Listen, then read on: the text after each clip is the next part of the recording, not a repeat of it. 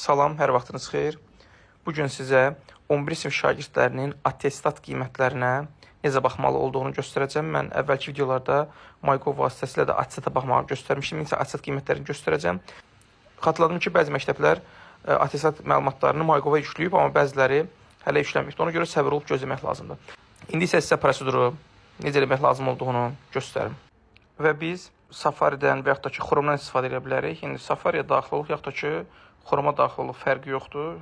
Safari'yə daxil olsa və burada Google axtarış sistemində həm Dövlət İmtahan Mərkəzinin şagird məzun sistemi yaza bilərsiniz, yaxud da şagird məzun sistemi yaza bilərsiniz. Fərqi yoxdur. Məsələn, şagird məzun sistemi yazırıq. Və burada görürsünüz, ekrana çıxır şagird məzun sistemi. Bunun üzərindən vururuq. Burada indi bizi bu hissəyə atır. Burada buraxış vərəqəsinin üzərindən vururuq və burada buradan yazır. Buradan yazısının üzərindən vuraraq biz burada səhifəni görə bilirik. Yaxud da ki, mən Telegram kanalında bunun birbaşa linkini paylaşmışam. Burada görürsünüz, şagird məzun sistemləri linki var. Hər ikisinə daxil ola bilərsiniz. Bunu kopyala bilərsiniz. Yaxud da ki, mən belə deyək, rəy hissəsində bunu yazacağam. Daxil ola bilərsiniz. İndi biz burada vəsiqənin nömrəsini və fin kodunu yazacağıq. İndi isə sizə vəsiqənin nömrəsini və fin kodunun harada olduğunu göstərəcəm. Köhnə vəsiqələrdə vəsiqənin seriya nömrəsi, görürsünüz, 9 rəqəmli simvol haşiyə alınmışdı və köhnə vəsiqələrdə fin kod isə burada son 8 rəqəmindən 7-si görürsünüz haşiyə alınmışdı. Bu da köhnə vəsiqələrdə bizim fin kodumuzdur. Yeni nəsil şəxsiyyət vəsiqələrində vəsiqənin nömrəsi görürsünüz, burada AA ilə başlayan 9 rəqəmli simvoldur. Yeni nəsil şəxsiyyət vəsiqələrində fin kod isə burada identifikasiya nömrəsi yazılmış 7 rəqəmli simvoldur. Ən yeni nəsil şəxsiyyət vəsiqələrində isə vəsiqənin seriya nömrəsi AB və ondan sonraki 7 rəqəmli simvoldur. Yəni, ümumilikdə 9 rəqəmli simvol bizim vəsiqəmizin nömrəsidir. Ən yeni nəsil şəxs vəsiqələrində fin kod, burada identifikasiya nömrəsi yazılmış 7 rəqəmli simvoldur və indi biz müvafiq məlumatlarımızı uyğun xanaya daxil edirik. Və indi biz bura öz vəsiqəmizin nömrəsini yazaq.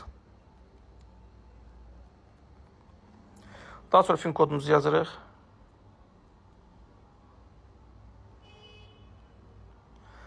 Və tədris dilinə, yəni tədris ilinə daha doğrusu dəymirik və burada yazıldığı hərfləri, rəqəmləri olduğu kimi böyükdən kiçiyə qeyddirik və yazdıqdan sonra daxil düyməsini sıxırıq. Və görürsünüz, artıq biz burada şagirdin məlumatlarını görürük. Onun burada attestat qiymətləri yazıb, buradakı buraxış qiymətləridir və yəni cari buraxış imtahanında topladığı nəticələr, burada isə yekun qiymətlər öz əksini tapmışdır. Hər birini görə bilirsiniz və yəni bu şəkildə artıq məlumatlar sistemə yüklənmişdir. Burada görürsünüz, məlumatların çapı var, onun üzərindən vuraq. Məlumatların çapı vuranda burada yenə şagird haqqında məlumatlar çıxır və bunun növbəti səhifəsində artıq attestat qiymətlərimiz görünür. Yəni buradakı bizim attestat qiymətlərimiz artıq bu şəkildədir və mən əvvəlki videoda da MyGov-da necə daxil olub baxmağı da göstərmişdim və MyGov-da da artıq biz baxanda bizim attestatımızın belə deyək, hələ ki, özü göstərilir, qiymətlər orada göstərilir, amma qiymətlərə siz buradan daxil olaraq baxa bilərsiniz. Və mən əvvəlki videolara göstərmişdim. Burada da MyGov-dan daxil olanda attestatımızın belə deyək, görürsünüz, 2026-cı ildə təqdim olunub. Tam orta təhsil, yəni 11 illikdir və attestatın burada nömrəsi AU ilə başlayan qeyd olunmuşdur. Yəni bu şəkildə siz attestat qiymətlərinizə və eyni zamanda MyGov-dan əvvəlki videoda öz attestatınıza baxa bilərsiniz. Bir daha xatırladım, MyGov-da hələ ki, bəzi məktəblərin attestat məlumatları vurulmayıbdur.